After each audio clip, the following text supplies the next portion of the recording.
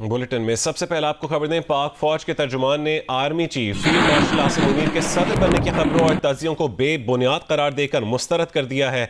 DGISPR lieutenant general Ahmad शरीफ चौधरी ने the economist को दिए गए इंटरव्यू में कहा है कि आर्मी चीफ के सदर बनने की खबरें झूठ और बेबुनियाद हैं। लेफ्टिनेंट जनरल अहमद शरीफ चौधरी ने कहा है कि मार्का हक के बाद आर्मी चीफ के सदर बनने के सियासी तज्जियों को भी मुस्तरद करते हैं। इस बारे में मजीद बात करने के लिए हमारे साथ टेलीफोन लाइन पर मौजूद हैं कौमी सलामती उमूर के माहिर सैयद मोहम्मद अली साहब। सैयद मोहम्मद अली साहब, कहिएगा तर्जुमान पाक फौज को ये बात एक बार फिर इतनी वजाहत से करने की जरूरत क्यों पेश आई और क्या इस वजाहत और तरदीद के बाद ये बहस खत्म हो जाएगी?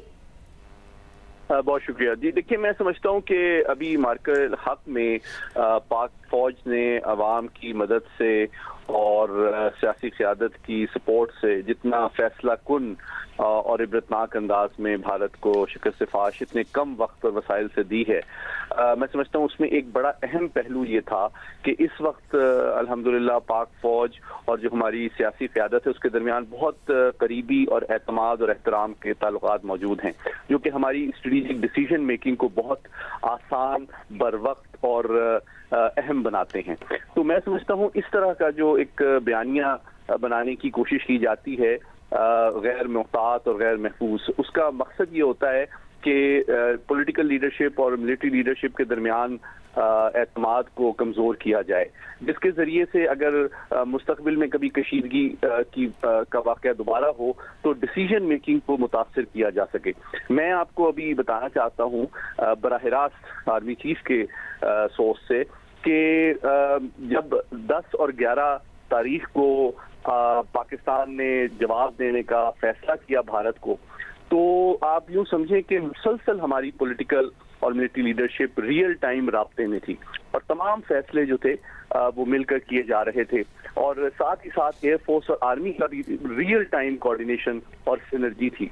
तो हमारे दुश्मन ने ये देखा है कि किस तरह से ये जो दोनों के दरमियान, सिविल और मिलिट्री लीडरशिप के दरमियान एक एतमाद और एहतराम का इस वक्त मौजूदा रिश्ता है, और साथ ही साथ दीगर फोर्सेस के साथ भी जो सिनर्जी है उसको कमजोर किया जाए इस तरह के बयानात से।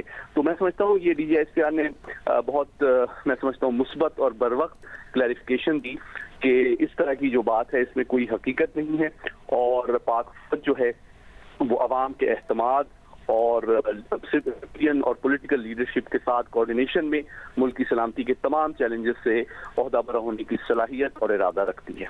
बहुत शुक्रिया सैयद मोहम्मद अली साहब जियो न्यूज़ से गुफ्तगू करने के लिए।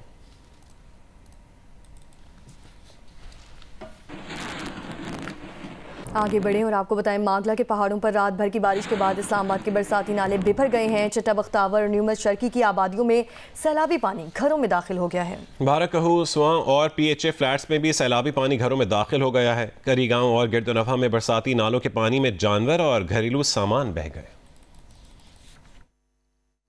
ये पानी सुबह तकरीबन 5 बजे के बाद दाखिल हुआ और इसकी मेन वजूहात जो है ये नाला है। ये नाला जो है आगे जहाँ के सोसाइटी मुख्तलिफ बनी हुई है, काम सेट है और ये 7 मेहरबान हाउस हैं, तो इन्होंने तजावज़ात बहुत आगे बढ़ा दिए। नाले के जो स्पेस है बिल्कुल वो ख़त्म कर दिए। यहाँ पे तो माशाल्लाह काफ़ी 200 फुट या 150 फुट के दरमियान इसकी चौड़ाई है, लेकिन आगे जाकर जो है बिल्कुल काम सेट के पास जाके नाला बिल्कुल 50 फुट रह जाता है। तो उसकी वजह से जब पीछे से पानी तेज़ बहाव हो पानी का, तो यहाँ पर आकर पानी ओवरफ्लो हो जाता है। मैं न्यू चट्टा बख्तावर का बाशिंदा हूँ। ये पीछे गली में आप सब देख सकते हैं कि बहुत ज़्यादा पानी आया था, तकरीबन 3-3 फुट घरों में पानी रहा।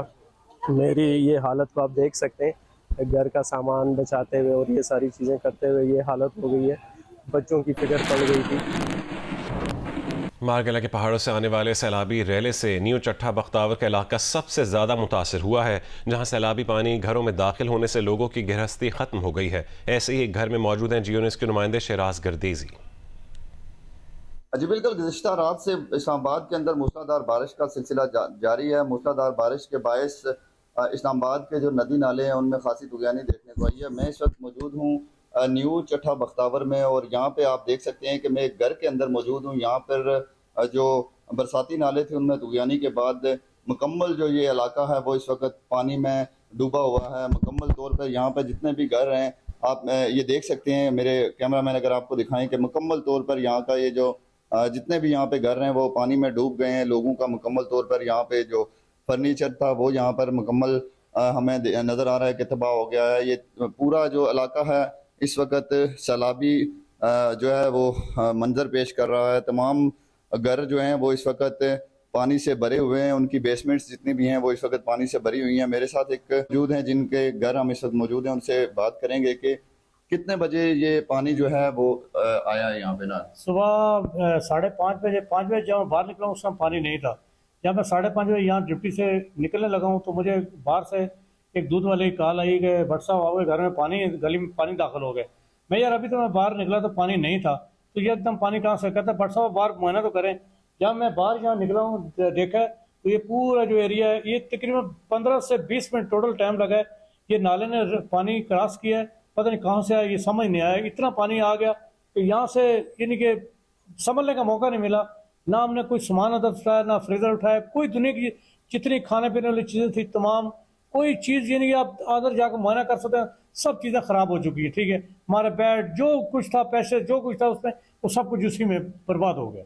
जी, आपने इनकी गुफ्तगू सुनी कि जस्ट 15 से 20 मिनट लगे और मुकम्मल तौर पर ये जो इलाका है ये पानी में डूब गया। मैं आपको घर के जो अंदरूनी मनाजिर हैं वो दिखा सकता हूँ कि ये जो है गेस्ट रूम बताया जा रहा है कि गेस्ट रूम था। आप में देख सकते हैं कि ये मुकम्मल तौर पर इस वक्त सैलाबी मंजर पेश कर रहा है और मुकम्मल तौर पर इसी अंदाज में हमें जो अंदर तमाम पूरा घर है वो इस वक्त पानी में डूबा हुआ यहाँ पे नज़र आ रहा है। तो ये तकरीबन सुबह 5 साढ़े 5 बजे जो बरसाती नाला था उसमें तुगयानी हुई है और तमाम जो पानी है वो यहाँ पर न्यू चट्ठा में दाखिल हुआ और जिसकी वजह से तमाम जो घर हैं वो इस वक्त पानी में डूबे हुए हैं। जी, मागला के पहाड़ों से आने वाले सैलाबी रैले से कुरी के देही इलाकों में भी नुकसानात हुए हैं। कुरी में कायम डेयरी फार्म्स भी बुरी तरह मुतासिर हुए हैं। मज़ीद जानेंगे वहाँ पर मौजूद हमारे नुमाइंदे रिजवान शाह से। जी, इस वक्त मैं मौजूद हूँ इस्लामाबाद का एक कदीमी गांव का नाम है कुरी शहर, वहाँ मैं मौजूद हूँ। आज रात मानसून की बारिश के बाद यहाँ पर इस वक्त मैं एक डेयरी फार्म में मौजूद हूँ जहाँ यहाँ पर ये बहुत बड़ी तबाही हुई है। इस वक्त आप हमारे पीछे देख सकते हैं यहाँ पर इस पूरे एरिए में यहाँ पर जो जानवर थे वो यहाँ मौजूद थे। पीछे जो चारे की मशीनें हैं वो लगी हैं, वो यहाँ से पानी में यहाँ से नीचे नाले में चली गई हैं। इसके बाद हम आपको दिखाएं यहाँ पर कुछ चिल्लर लगे हुए थे काफ़ी, वो यहाँ पर आप देख सकते हैं तकरीबन वो पानी में आधे आधे डूबे हुए हैं। ये पानी तकरीबन जी आया 3 से 3:30 के दरमियान एकदम ही आया। पहले बारिश होती रही है, पहले पानी नहीं था, एकदम पानी प्रेशर के साथ आया तो उसने संभलने का टाइम ही नहीं दिया। हमारी तो हर चीज़ बह के पानी के साथ ही चली गई है। चिल्लर, मोटरें, गाड़ी हमारी एक बाहर खड़ी हुई है वो भी दरिया में इसी तरह बह के गई है। हमारा तो बहुत ज़्यादा नुकसान हुआ है। ये गाँव बहरहाल है इस्लामाबाद का ही है, बहरहाल अभी तक इंतज़ामिया का कोई बंदा यहाँ पे नहीं पहुँचा। वल्लाह आलम हमारा तो जो नुकसान हुआ है पता नहीं लोगों का कितना नुकसान हुआ है उसका अभी कोई आइडिया नहीं। हमें अपनी चीज़ें नहीं मिल रही हैं जो यहाँ पे थी। ये हम आपको दिखाते हैं, ये मशीन है, ये इस वक्त इसका हालत ये नीचे से देख सकते हैं, सारा पानी गया है। ये चिलर है दूध का, ये तकरीबन ख़राब हो चुका है। उसके बाद ये आप देख सकते हैं ये इनकी मशीनें सारी पड़ी हुई, ये चिलर पड़ा हुआ है। इस्लामाबाद के इलाके चट्ठा बख्तावर की गलियों में पानी भर गया है। इलाका मकीनों का तमाम सामान और फर्नीचर पानी में बह गया है। तफसील बताएंगी जरमीन जहरा। जी बिल्कुल, इस वक्त हम मौजूद हैं इस्लामाबाद के इलाके न्यू चट्ठा बख्तावर में और यहाँ पर आज अलग सुबह होने वाली बारिश के बाद पानी गलियों में आ गया। गलियाँ और यहाँ पे तकरीबन 5-6 गलियाँ ऐसी हैं जो कि तालाब का मंजर पेश कर रही थी। लोग अपने घरों में सो रहे थे कि अचानक पानी आ गया और बताया जा रहा है कि करीबी एक नाला है वहाँ से ये पानी जो है यहाँ पर आया है। इस्लामाबाद में तकरीबन बताया जा रहा है काफ़ी अरसे के बाद इस एरिया में, ये नशेबी इलाका जात है, यहाँ पे गलियाँ जो है वो काफ़ी तंग है। यहाँ पर लोग बता रहे हैं कि सुबह सुबह जब वो सो रहे थे तो उनका तमाम तर सामान जो है वो पानी में डूब गया। उन्होंने बड़ी मुश्किल से अपने बच्चों को और खुद को घर से बाहर निकाला और जान बचाई।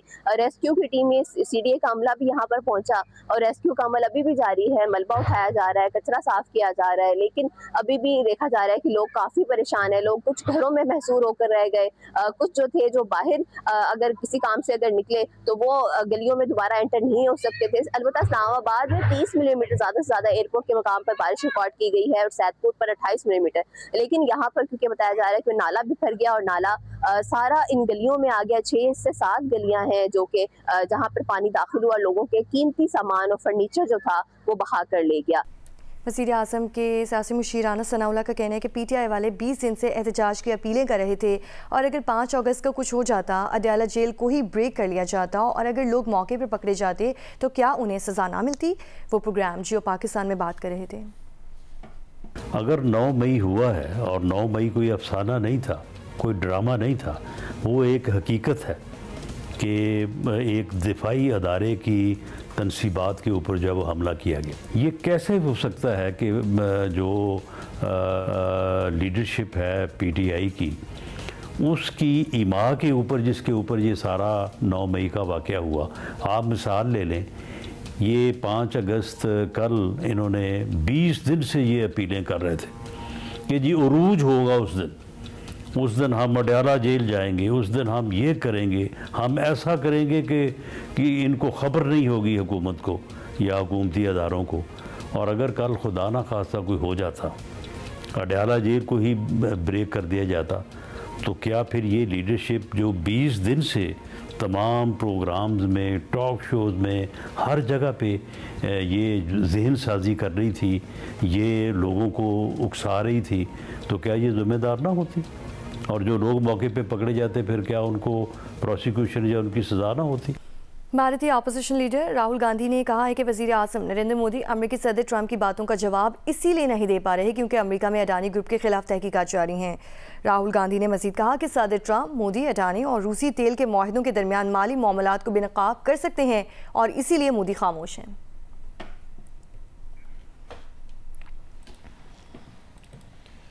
स्वात के इलाके डोबसर में मुसल्लह अफराद और पुलिस के दरमियान फायरिंग का सिलसिला जारी है। फायरिंग से एक शख्स जाँ बहक और एक पुलिस एहलकार शदीद जख्मी हो गया। पुलिस की मजीद नफरी रवाना कर दी गई है। थाना गवालीरी पुलिस के मुताबिक स्वात के दूर अफादा इलाके डोबसर कादिर में नामालूम मुसल्लह अफराद ने हमला कर दिया। पुलिस की मजीद नफरी इलाके की तरफ रवाना कर दी गई है। फायरिंग के तबादले में अपरदीर से ताल्लुक़ रखने वाला एक शख्स जाँ बहक हो गया जबकि एक पुलिस एहलकार इसमें जख्मी हुआ है।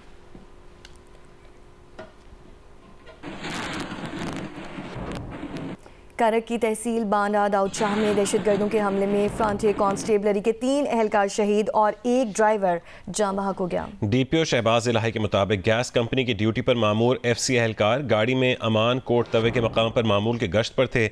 अमान कोट तवे के मकाम पर पहले से घात लगाए दहशतगर्दों ने FC एहलकारों की गाड़ी पर फायरिंग कर दी।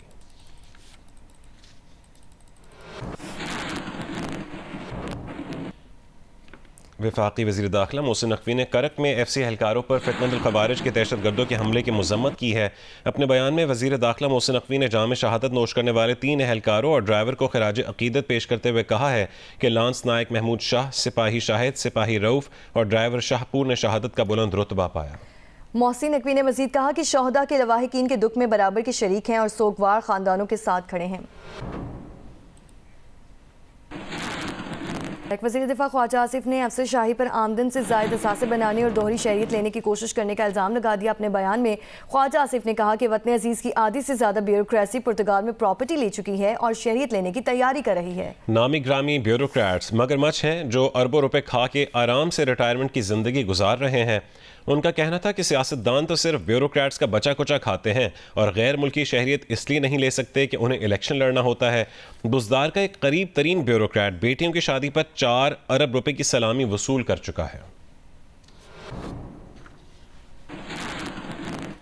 मेयर कराची मुर्तज़ा वहाब ने कहा है कि हब नहर को पहुंचने वाले नुकसानात की मुरम्मत करके बहाल कर दिया गया है। सुप्रीम कोर्ट कराची रजिस्ट्री में गुफ्तगू करते हुए मुर्तज़ा वहाब ने कहा है कि हब नहर को एक बार 25 दिन पहले और दूसरी बार जुमे को नुकसान पहुंचा था। हब डैम से कराची पानी पहुंचाने वाली नई नहर की पुरानी वीडियोस पर प्रोपेगेंडा किया जा रहा है। कंक्रीट का काम कर रहे होते वहाँ पे कभी कभार इस तरह के सीमेंट के इश्यूज आते हैं। तो 25 दिन पहले एक वाकया हुआ जिसको एड्रेस कर लिया गया और एक वाकया ये जुमे के रोज हुआ जिसको अगेन एड्रेस कर लिया गया। और बुनियादी टारगेट वो ट्रस्ट रन का होता यही है कि इस तरह के अगर तकनीकी कोई इशू हो उनको एड्रेस कर लिया जाए। जिस तरीके से इस चीज को कल से पेश किया जा रहा है ये गलत है, बेबुनियाद है, इसका हकीकत से कोई लेना देना नहीं है। प्रोजेक्ट के अंदर तमाम क्वालिटेटिव मेजर्स इसको बरूए खातिर रखते हुए काम किया गया है और इंशाअल्लाह 13 तारीख को इसको फॉर्मली इसका आगाज़ कर दिया जाएगा, जो कि कराची शहर को मैं इम्पोर्टेंट चीज़ ये है कि इस प्रोपेगेंडे के पीछे जो बड़ी खबर है वो छुप जाती है कि 22 साल बाद जो शहर के अंदर इजाफी पानी ऐड पाकिस्तान पीपल्स पार्टी कर रही है, ये उसको किसी न किसी तरीके से जेपरडाइज करने की कोशिश है लोगों को।